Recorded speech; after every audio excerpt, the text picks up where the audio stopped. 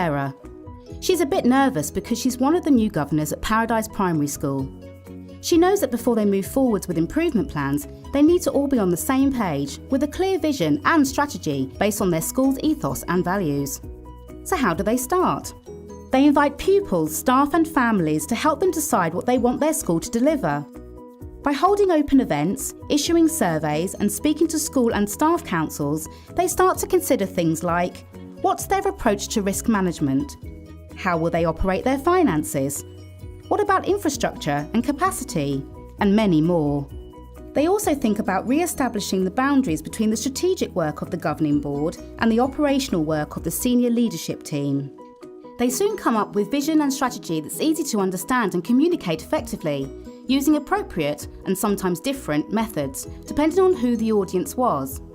Stakeholders are now regularly reminded of the school's vision and strategy as the governors check in regularly, ensuring the school's direction is relevant and continues to meet priorities for everyone.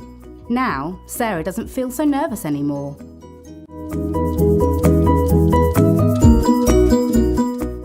Say hello to David, one of the trustees at Atlas Multi-Academy Trust. He knows that they've done really well in the last 3 years, getting pretty big by supporting schools in need of help and creating new free schools in opportunity areas, but he reckons they need to form a new direction for the future. What's David's idea? Well, he thinks it's vital everyone in the trust is engaged with their vision and strategy, that leaders are able to work together and each school's operational priorities fit within the trust's overarching plan. To do so, they'll need to hold senior leaders to account. Things like staff recruitment and induction, school improvement planning, risk management, financial management and performance management have to be aligned to achieving and delivering the trust vision and strategy. All need to have key processes and documentation in place. But what's most important? Ensuring these are underpinned by clearly articulated desired outcomes for pupils and that they contribute to the school's unique ethos. Now, it's easy to see their principles and key priorities are woven into every part of the organisation, in policies, documentation, in books and on walls, and in conversations with staff, pupils and families. Everyone can talk easily about them, write about them, and engage with them.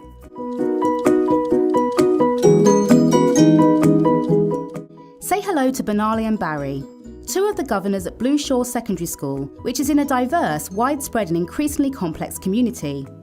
New housing developments, 3 new primary schools and 2 secondary schools built within a 3-mile radius means that it takes a lot to engage with the community. Families have more choice over which school to go to, and an increasing level of external support for learning and behavioural needs is needed to ensure that every child has equality of opportunity. It's fair to say they've had quite a challenge. Even so, the governors have met that challenge and have been highly effective, especially in anticipating any problems related to risk and/or opportunity. But Benali is one step ahead. She knows that to sustain their success, they need to deepen their trusting and collaborative partnerships with internal and external stakeholders, as well as partnerships and agencies that provide services into the school. Barry has recognised that as they share families with other schools in the local area, it would be a good idea to build relationships with other governing bodies, sharing experiences and practices. So, did their ideas work? It was tough. Governors took the time to consult on ideas with them and actively encouraged them to join in with the planning and development stages of their school's vision and strategy. Sometimes they got difficult feedback, but their willingness to be open and transparent with their wider community was rewarding. They developed a really unique, transformative vision and strategy, which they never could have come up with on their own.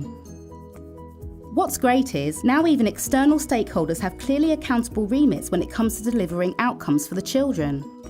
They're invested personally in the school's vision and are willing to become champions for key areas of the school.